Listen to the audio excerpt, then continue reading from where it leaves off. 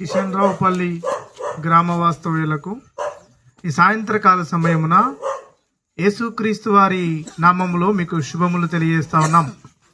మీరు అనుకోవచ్చు, ఎవరు వీరు, ఎక్కడి నుంచి వచ్చినారు, ఎందుకు వచ్చినారు అనుకోవచ్చు. నిజమే, మేము భూపాలపల్లి నుండి ఈ గ్రామానికి వచ్చినాం. ఎందుకనగా యేసుక్రీస్తు వారి గురించిన సత్యాన్ని మీతో పంచుకోవాలని సంతోషంతో పాటలు పాడుకుంటూ మీ మధ్యకు వచ్చినాం. ఈ సాయంత్రమున కొన్ని పాటలు విన్నారు, రకరకాల పాటలు వింటా వచ్చినారు. సోదరుడా పాపక్షమకై వేడమని, ఆయన మనుష్య రూపము ధరించి పరలోకం నుండి ఈ లోకానికి వచ్చినాడని. పరిశుద్ధ గ్రంథమైన బైబిల్ గ్రంథం ఈ విధంగా తెలియజేస్తూ ఉంది, నేను పరలోకము నుండి దిగి వచ్చి తిని అని యేసుక్రీస్తు ప్రభువారు సెలవిచ్చినారు. 2026 సంవత్సరం అని ఇప్పుడు చెప్పుకుంటా ఉన్నాము కదా. 2026 సంవత్సరముల కిందట యేసుక్రీస్తు ప్రభువారు మనుషుని అవతారములో ఆయన మానవునిగా జన్మించుట కొరకై ఆయన పరలోకము నుండి ఈ లోకానికి దిగి వచ్చినాడు. ఈ లోకములో ఎవరు కూడా పరలోకము నుండి ఈ భూమి మీదకి దిగి వచ్చిన వారు ఎవరు లేరు. ఒక యేసుక్రీస్తు ప్రభువారే పరలోకము నుండి దిగి వచ్చినారు. అందుకే ఆయనే స్వయంగా సెలవిచ్చినారు. మనం రోడ్డు మీద పోతా ఉన్నాం, ఒక అంతస్తు మీద ఉన్న వ్యక్తి కిందికి దిగి రమ్మంటే అక్కడి నుంచే చెప్పు ఏదో మాట్లాడడానికి అంటాడు. తర్వాత రకరకాల హోదా కలిగిన వాళ్ళు చూస్తూ ఉంటాం, వారు మన ఊరికి రావాలంటే కూడా ఎంతో కష్టం. సీఎం కానీ, పిఎం కానీ, ఎమ్మెల్యేలు కానీ, వారంతా ఈ ఊరికి రావాలంటే ఎంతో కష్టం. కానీ యేసుక్రీస్తు ప్రభువారు ఏమని చెప్పినారంటే, నేను పరలోకము నుండి దిగి వచ్చినాను అంటున్నాడు. ఎందుకు వచ్చినాడు? ఆయన ఎవరు, ఎందుకు ఈ లోకానికి వచ్చినాడంటే, పరలోకమును సృజించిన దేవుడు ఆయన, భూలోకమును సృజించిన దేవుడు ఆయన. ఆ పరలోకమును సృజించిన దేవుడు భూలోకానికి మనుషునిగా ఈ లోకానికి వచ్చినాడు. 2026 సంవత్సరముల కిందట మానవునిగా ఈ భూమి మీదకి దిగి వచ్చినాడు. మనుష్య రూపములో ఆయన జన్మించి మానవునిగా ఈ భూమి మీద 33.5 సంవత్సరాలు సంచరించినాడు. ఎన్నో అద్భుతాలు చేసినాడు, ఎన్నో ఆశ్చర్యక్రియలు చేసినాడు, ఎన్నెన్నో లెక్కలేని అన్ని అద్భుతాలు. నీళ్లపైన నడిచిన వారిని ఎవరైనా విన్నారా?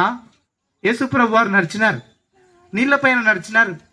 కుష్టు వ్యాధులను కలిగిన వారిని బాగు చేసినారు, మూగవారికి మాటలు ఇచ్చినాడు, గుడ్డివారికి చూపించినాడు, కుంటివారిని మాట చెప్తేనే లేచి నడిచినారు. అంత మాత్రమే కాదు, చనిపోయిన వారిని కూడా మాట మాత్రంతో ఆయన బ్రతికించినాడు. ఒక వ్యక్తి చనిపోయినాడు, సమాధి చేయబడినాడు, 4 రోజులైంది. ఆయన వచ్చి ఆ రాయి పక్కకు తీయండి, లాజరు బయటికి రా అన్నాడు.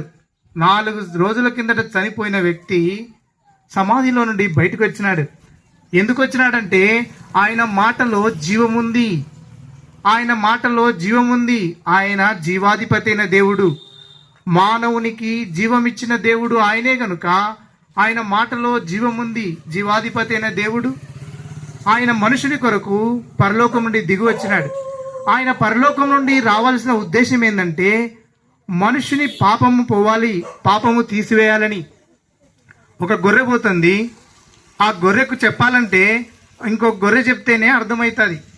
ఒక చీమ పోతుంది, ఆ చీమ భాషలో చెప్తేనే ఆ చీమకు అర్థమవుతుంది. అలాగనే మనుషుని భాషలో, మనుషుని రూపంలో ఆయన దిగి వచ్చినాడు. సాక్షాత్తు దేవుడు, సర్వమును సృజించిన దేవుడు. మనము ఏదైతే చూస్తూ ఉన్నామో ఆ సమస్తమును సృష్టించిన దేవుడు మానవునిగా ఈ భూమి మీదకి వచ్చి మన కొరకు సిలువలో ప్రాణం అర్పించినాడు. మన పాపముల కొరకు, మన అతిక్రమముల కొరకు ఆయన సిలువ మ్రాను పైన మన కొరకు బలి పశువుగా ఆయన మన కొరకు రక్తము కార్చినాడు. మరణించి సమాధి చేయబడి తిరిగి లేచి పరలోకానికి వెళ్ళిపోయినాడు. ఈ సాయంత్రకాల సమయంలో నిన్ను ప్రేమిస్తా ఉన్నాడు. మనకంటే ఎంతో గొప్పవారు, ఐశ్వర్యవంతులు, జ్ఞానులు ఈ లోకం విడిచిపెట్టి వెళ్ళిపోయినారు. ఎవరు ఎప్పుడు ఎక్కడ ఈ లోకం విడిచిపెడతారనేది మన చేతిలో లేదు. అంతా దేవుని దయాదాక్షిణ్యమే.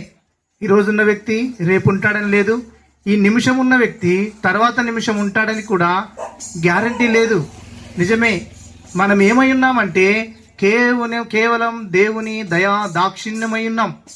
అలాంటి దేవుడు మన కొరకే ఆయన మానవునిగా ఈ భూమి మీదకి వచ్చి ప్రాణం అర్పించినాడు.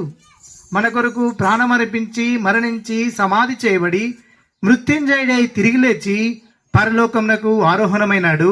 ఇప్పుడు నిన్ను ప్రేమతో ఆహ్వానిస్తా ఉన్నాడు. నువ్వు చేరవలసింది కులంలో చేరొద్దు, మతంలో చేరొద్దు. నువ్వు ఉన్న చోటనే, నీ ఇంటిదిగాడనే నీ హృదయంలోకి ఆయన ఆహ్వానించు. నీ హృదయం మార్చుకొనమని బైబిల్ గ్రంథం సెలవిస్తూ ఉంది. ఎందుకంటే మన హృదయము చెడిపోయింది. పాపమును బట్టి, మన ఆలోచనలను బట్టి, మన అతిక్రమలను బట్టి మన హృదయము చెడిపోయింది. పాపముతో చెడిపోయిన మన హృదయాన్ని ఆయన బాగు చేయాలనేది దేవుని ఉద్దేశం. ఆయన రక్తం మాత్రమే మన జీవితాన్ని మారుస్తుంది. మన హృదయాన్ని, మన మనస్సును, మన తలంపులను ఆయన రక్తము మాత్రమే మనల్ని శుద్ధి చేస్తుంది. ఆయన రక్తము పరిశుద్ధమైన రక్తం, పాపము లేని రక్తం. మన కొరకు ఆయన సిలువలో 2026 సంవత్సరముల కిందట ఆయన చిందించినాడు. ఆయన మానవునిగా రక్తము గార్చి మరణించి సమాధి చేయబడి తిరిగి పరలోకానికి వెళ్ళిపోయినాడు. త్వరలో ఈ లోకానికి రాబోతా ఉన్నాడు. నువ్వు చేయవలసిందల్లా ఈ సాయంత్రకాల సమయమున ఆయనకు నీ హృదయం ఇడమే. ఎందుకనగా మనము దేవుని దృష్టిలో పాపులం. ఏ కులమైనా, ఏ మతమైనా, ఏ జాతైనా, ఏ వంశమైనా, ఏ భేదము లేకే ఏ ఊరైనా కూడా దేవుని దృష్టిలో చూసినప్పుడు మనం పాపులుగా కనపడతా ఉన్నాం. దేవుడు పరమ పవిత్రుడు, పరిశుద్ధుడు. ఆయనలో పాపము లేదు, మనలో పాపముంది. మనలో పాపాత్ములమైన మనుషులను పరిశుద్ధులుగా చేసి పరలోక రాజ్యం, ఆయన రాజ్యములో మనం ఉండాలనేది దేవుని ఉద్దేశం. ఈ సాయంత్రకాల సమయన దేవుడు నిన్ను ప్రేమించి ఏమిమ్మంటున్నాడంటే నీ హృదయం ఇమ్మంటా ఉన్నాడు. నా కుమారుడా, నా కుమార్తె, తల్లి గర్భమందు నిన్ను కలుగజేసిన వాడను నేనే, ఈ భూమి మీద పుట్టించిన వాడను నేనే. నీ హృదయాన్ని నాకు ఇయ్యి అంటున్నాడు. నువ్వు చేయవలసిందల్లా నీ హృదయం ఆయనకి ఇవ్వడమే. నేను కూడా 2004 సంవత్సరమున నా హృదయాన్ని ఆయనకి ఇచ్చినాను. నేను ఒక హిందూ కుటుంబంలో జన్మించినాను. నా పేరు సురేష్ కుమార్ రెడ్డి. అయితే నా హృదయాన్ని ఆయనకి ఇచ్చినాను. నా జీవితాన్ని మార్చుకున్నాను. మరణ భయం ఉండేది. ఆయన మరణమును జయించిన దేవుడు. మరణము తప్పక అందరికీ వస్తుంది. బైబిల్ గ్రంథం సెలవిస్తూ ఉంది. ఒకని జన్మదినము కంటే మరణదినం మేలు. ఎందుకు మరణదినం మేలంటే మరణదినం అందరికీ వస్తుందని బైబిల్ గ్రంథం సెలవిస్తూ ఉంది. విందు చేయుచున్న ఇంటికి పోవుట కంటే ప్రలాపించు వారింటికి పోవడం మేలంట. ఎందుకు అంటే మరణం అందరికీ వచ్చును. కాబట్టి ఆ ఇంటికి పోయినప్పుడు మనకు అర్థమవుతుంది ఏమనంటే మనకు కూడా మరణం వస్తుంది ఒక రోజని. దాన్ని మనసున పెట్టుకుంటామని దేవుని వాక్యం సెలవిస్తూ ఉంది. అయితే బైబిల్ గ్రంథం సెలవిస్తూ ఉంది భౌతిక సంబంధమైన మరణం మాత్రమే కాదు. బైబిల్ గ్రంథం సెలవిస్తూ ఉంది రెండవ మరణం. ఈ రెండవ మరణమును తప్పించడానికే దేవుడు మనుషుడైనాడు. ఆ రెండవ మరణం ఏంటంటే భయంకరమైన పాతాళం, నరకం, అగ్నిగుండం. ఆ రెండవ మరణం ప్రతి మానవునికి మొదటి మరణం ఉంది. రెండవ మరణము ఎవరికి లేదంటే యేసు క్రీస్తు ప్రభువును అంగీకరించిన వారికి రెండవ మరణం లేదు. ఆయనకు హృదయాన్ని అర్పించిన వారికి, పాప క్షమాపణ పొందిన వారికి, ఆయన రక్తములో పాపములు కడుక్కున్న వారికి రెండవ మరణం వారి మీద అధికారం లేదు అని దేవుని వాక్యం సెలవిస్తూ ఉంది. ప్రియ సహోదరి సహోదరుడా, పిరికివారు, అవిశ్వాసులు, అసహ్యులు, నరహంతకులు, వ్యభిచారులు, మాంత్రికులు, విగ్రహారాధికులు, అబద్ధికులు అబద్ధము చెప్పినా కూడా రెండవ మరణం ఉందని బైబిల్ గ్రంథం సెలవిస్తూ ఉంది. ఆ భయంకరమైన నిత్యాగ్ని నుండి తప్పించడానికే దేవుడు మానవుడైనాడు. నిన్ను ప్రేమిస్తా ఉన్నాడు. ఈ సాయంత్రకాల సమయమున నిన్ను ప్రేమతో ఆహ్వానిస్తా ఉన్నాడు. నీ హృదయం నాకిమ్మని. ప్రభు అయిన యేసుక్రీస్తునందు విశ్వాసం ఉంచుము. అప్పుడు నీవును నీ ఇంటి వారును గొప్ప ఆత్మరక్షణ, పాపక్షమాపణ పొందుదురు.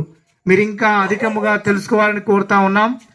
భూపాలపల్లిలోనే మున్సిపల్ ఆఫీస్ దగ్గర హెబ్రోన్ ప్రార్థనా మందిరం అని ఉంటుంది. మీరు ఎప్పుడైనా వచ్చి దేవుని వాక్యం గురించిన విషయాలు అక్కడ తెలుసుకోవాలని కోరుతా ఉన్నాం.